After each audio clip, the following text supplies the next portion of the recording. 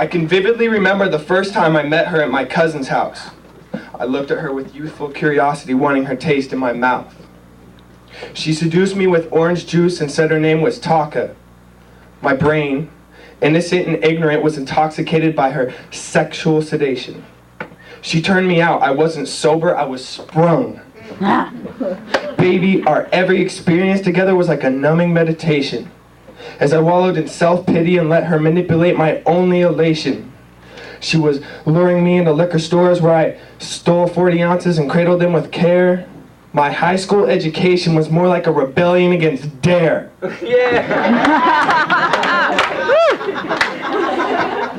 And continually craving her luscious love, she kept calling from my parents' cabinet. I would go to the church's tabernacle just for a sip. Her affection, I had to have it. All of our experiences led to the surfacing scandals of my desires.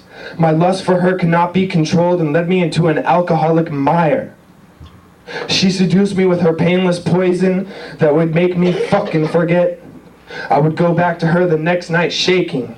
I felt she would comfort my regrets. And I longed for her sullenly smooth 80-proof burn as it slid down the back of my throat. As her fickle fingers tickled my brain in drunken stupidity, I would gloat about deferring dreams that in reality I would never meet, and of devil's screams as Patron put my soul to sleep. In her deceivingly different forms, she blurred my vision, giving me apathy at times I felt insane.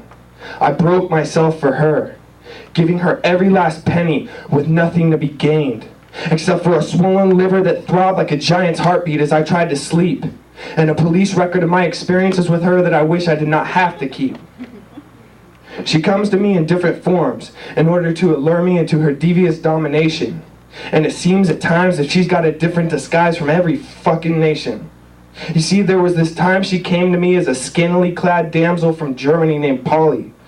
She served me drinks in steins, and I would chase her until she disappeared. Our love was a folly.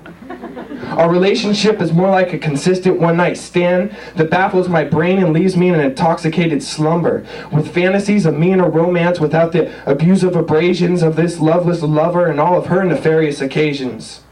See, I was born and raised in the ways of the Catholic Church, but she loomed, waiting for me at every Mass with her tempting smirk. And when I took the blood from a cup, it was a prelude to my obsession, a simple foreshadow of my thirst that would lead me into a useless confession. But I can't talk all bad about my lust for being a lush. She comforted me at times when I thought I couldn't trust anyone or anything. I was alone with no compassion, except from our circle of friends. Our circle of friends. You know, the ones whose lives entail in late nights and bar fights and an occasional high flight.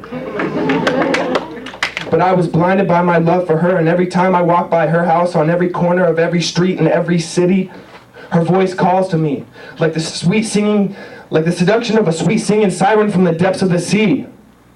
And it's the same deal when I'm sitting in traffic and see her face looking down from the sky. Her eyes loom, looking lovely as the billboard selling her intoxicating sex catches my eyes.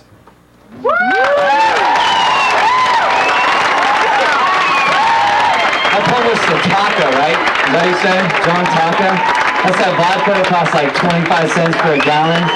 Oh man, I drank so much of that shit. Joe, just put your scores up. This shit probably took 10 years off my life. Man, he's got all the hotties clapping for him over there. What's up with that? We got 1, 2, 3, 4, 5. We're gonna start with a low one. We got straight edge over here. 8.1, ladies and gentlemen.